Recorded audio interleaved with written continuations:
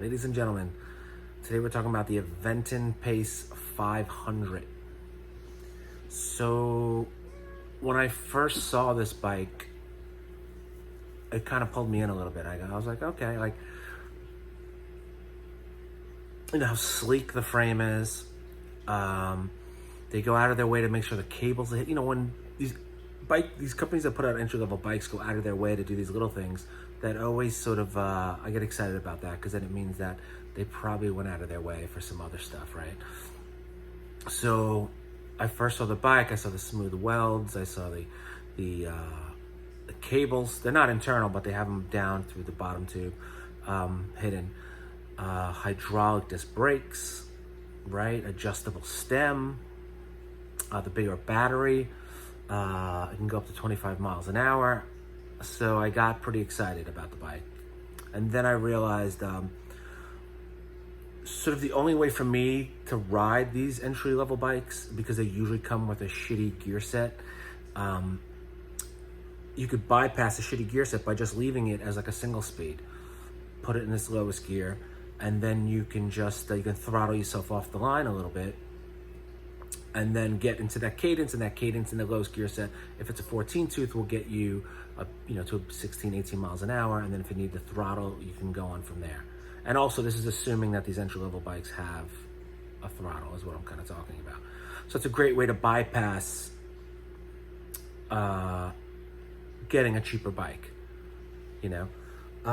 But the problem with Aventon is they have their throttle set up where it won't get you off the line. You have to move the bike at like 4 miles an hour with their throttle, which means that you're gonna have to work the gear set to enjoy this bike, and then you could use the throttle as like a little side thing,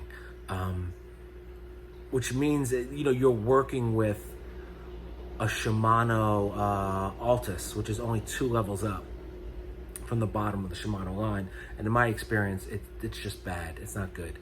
The Shimano line doesn't get good until the 3rd level up, which is a Sarah. So the Pace 500 has the 2nd level up, which means you're going to be forced to work that gear set. And to me, that's not only is it not fun, it's really it just doesn't even sound like the gears are shifting. It sounds like they're braking as they're shifting, to me. So yeah, so you get this entry-level bike. It's going to come, you know, to keep the bike cheap, they have to go with cheaper parts. So of course they put in a cheaper Shimano gear set in there.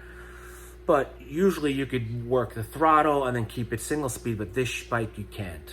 You can't do that. You're forced to work the gears, which I think I said this already, right? So that's my problem with this bike, and that's why I wouldn't recommend it. I even wanted to buy it because it's so cheap. It has so much for so little money, except they're forcing you to work the gears with this bike.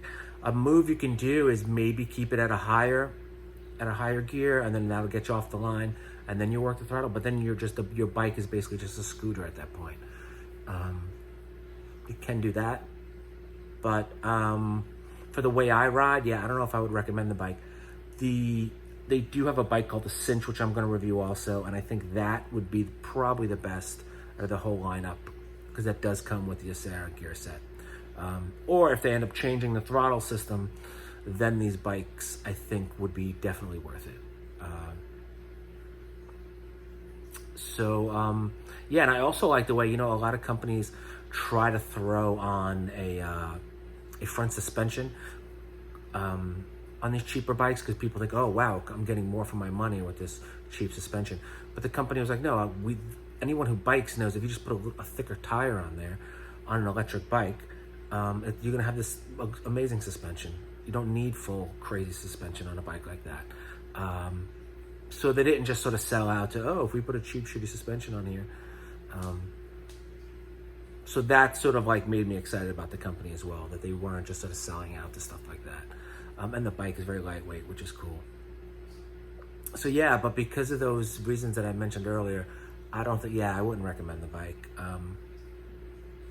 But there are others out there that if the throttle comes off if you can get it off the line, you'd be great.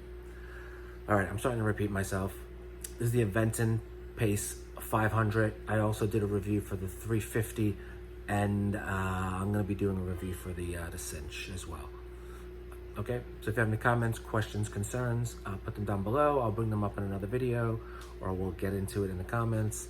And that's it. Catch you in another video. Thanks. Bye.